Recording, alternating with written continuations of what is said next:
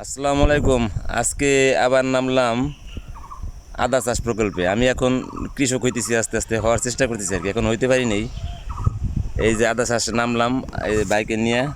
তোবাজ্জেল ভাই আমাদের সেই প্রিয়, খুবই সহজ সরল ভাই।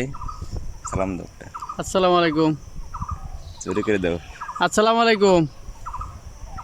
এই যে এখন আমরা এই কটা বস্তা ভরা হয়েছে, এই এই বস্তায় আদা চাষ আর কি। এটা বাজননাগা হর্টিকালচার সেন্টার আমাদেরকে দিয়েছে প্রশিক্ষণ দিয়ে। এটা আদা চাষ হবে।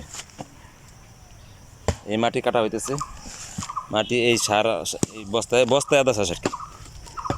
এটা বস্তায় আদা চাষ করলে এই যে সার দেওয়া হয়েছে, এটা ভার্মি কম্পোস্ট।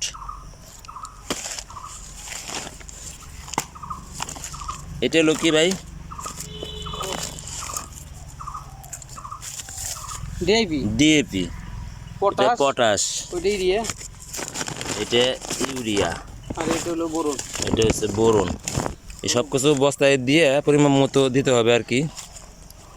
তো 100 বস্তা দিছে আমাদেরকে ইসে থেকে, বাজননাগা হর্টিকালচার সেন্টার থেকে।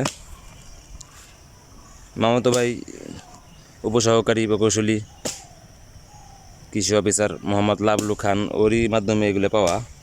ধন্যবাদ মোহাম্মদ লাবলু খানকে। আনারসগুলো লাগাইছিলাম, আনারসগুলোও কিছুটা হয়েছে, সবই বেঁচে গেছে, একটাও মরে নাই ইনশাল্লাহ।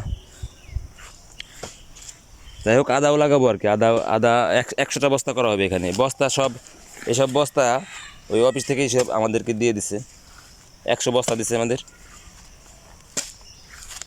সারও অফিস থেকে দিয়ে দিছে, সার যা আছে সবই অফিস থেকে দিয়ে দিছে।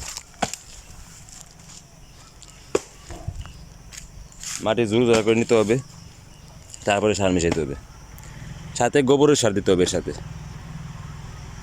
আর ছাই।